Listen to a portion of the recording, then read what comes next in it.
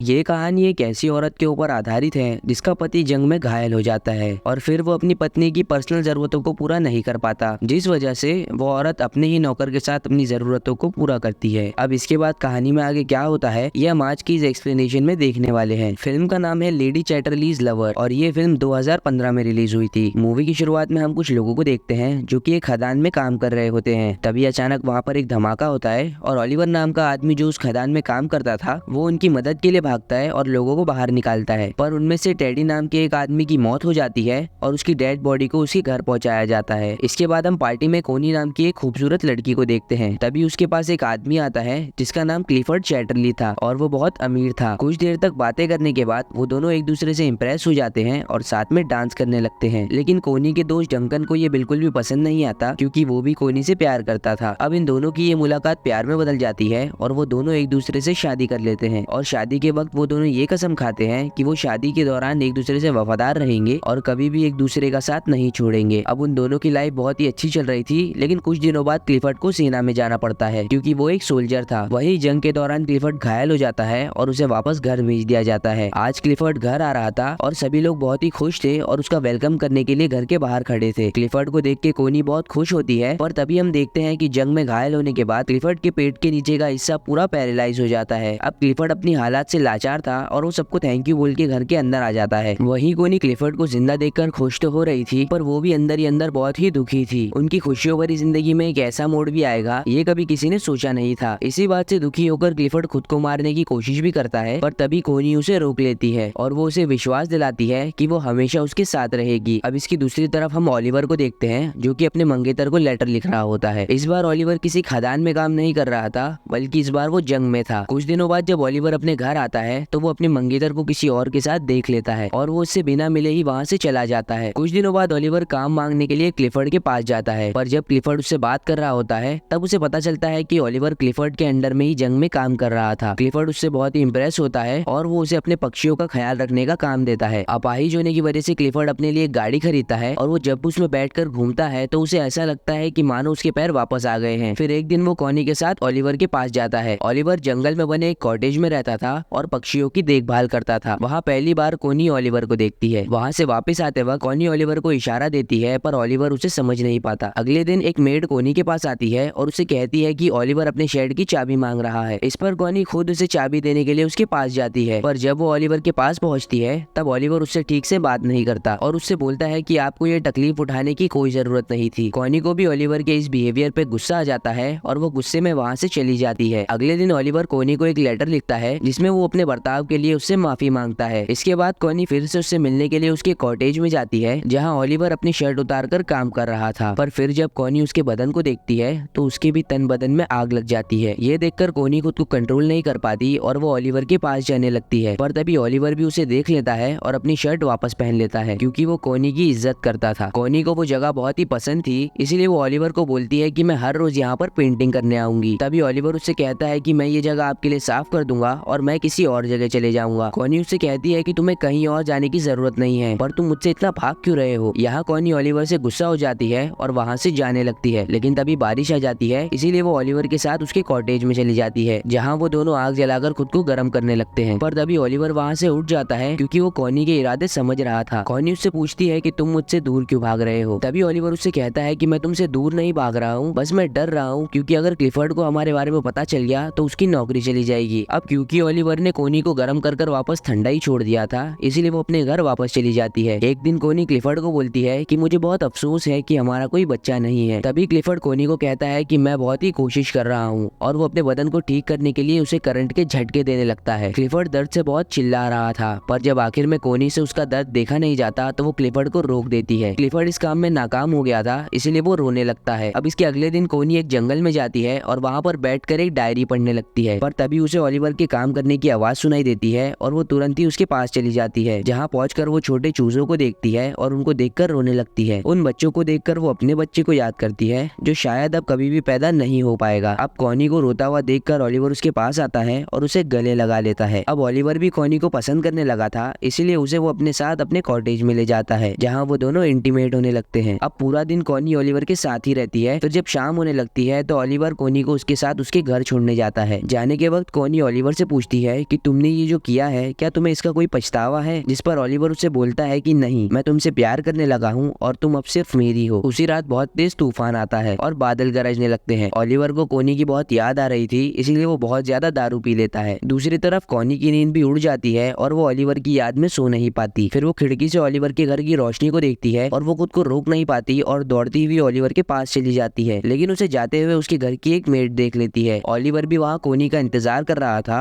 और वो उससे कहता है कि मुझे नहीं लगा था कि तुम मुझसे मिलने आओगी। इस पर कोनी उससे कहती है कि मैं तुम्हें कभी भी अकेला नहीं छोड़ूंगी और वो दोनों फिर से वहाँ पर इंटीमेट होने लगते हैं। एक दिन क्लिफर्ड के घर पे एक पार्टी होती है जहाँ पर डंकन भी आया होता है। फिर क्लिफर्ड देखता है कि कोनी और डंकन साथ में डांस कर रहे हैं और उसे ये देखकर बिल्कुल भी अच्छा नहीं लगा। अगले दिन डंकन कोनी से कहता है कि तुम्हारे लिए तुम्हारे पति से ज्यादा इम्पोर्टेंट बच्चा पैदा करना है। कोनी हमेशा से एक बच्चा चाहती थी, इसलिए क्लिफर्ड को ऐसा लगता है कि वो डंकन के करीब जाने की कोशिश कर रही है, जिस पर कोनी बहुत ही गुस्सा हो जाती है। फिर क्लिफर्ड उससे कहता है कि उसे इस बात से कोई फर्क नहीं पड़ता कि तुम किसी और के साथ बच्चा पैदा कर लो, बस वो बच्चा मेरा होना चाहिए। अब इस बात से गुस्सा होकर कोनी ओलिवर के पास चली जाती है और उसके साथ इंटीमेट होने लगती है। एक दिन कोनी को पता चलता है कि वो प्रेग्नेंट है, तो वो इस बारे में क्लिफर्ड को बताती है। क्लिफर्ड ये सुन के बहुत ही खुश होता है और वो कोनी से उस आदमी का नाम पूछता है, पर कोनी उस आदमी का नाम उसे नहीं बताती। एक दिन क्लिफर्ड ओलिवर से मिलने उसके पास जाता है और वो कोनी को भी अपने साथ चलने बोलता है। अब वो दोनों जा ही रहे होते हैं, पर तभी ओलिवर पीछे से आता है और वो कोनी को किस करने लगता है। अब ये दोनों किस कर ही रहे होते हैं, पर तभी क्लिफर्ड कोनी को आवाज लगाता है। दरअसल क्लिफर्ड की गाड़ी कीचड़ में फंस गई थी, पर तभी वहाँ पर ओलिवर आता है और वो उस गाड़ी को धक्का लगाने लगता है, पर इसी दौरान वो जोर जोर से खांसने लगता है। दरअसल वो जिस खदान में काम करता था उसकी वजह से उसके दोनों लंग्स खराब हो गए थे। अब फाइनली ओलिवर उसकी गाड़ी को कीचड़ से बाहर निकाल देता है और खांसता हुआ वहाँ से चला जाता है। उसके बाद कोनी जब ओलिवर के पास आती है तो वो उसे गुस्से में बताता है कि जब 12 सालों तक उसने उसकी खदान में काम किया और अपने लंग्स खराब कर लिए और फिर उसे जंग के लिए फ्रांस भेज दिया गया। वो उससे कहता है कि मेरी लाइफ तुम्हारी जैसी नहीं है, इसलिए तुम अपने पति के पास वापस चली जाओ। अब एक दिन कोनी की मेड मिस बोल्टर ओलिवर के कॉटेज में आती है, जहाँ उसे कोनी की डायरी मिलती है और उस डायरी को देखकर उसके समझ में आ जाता है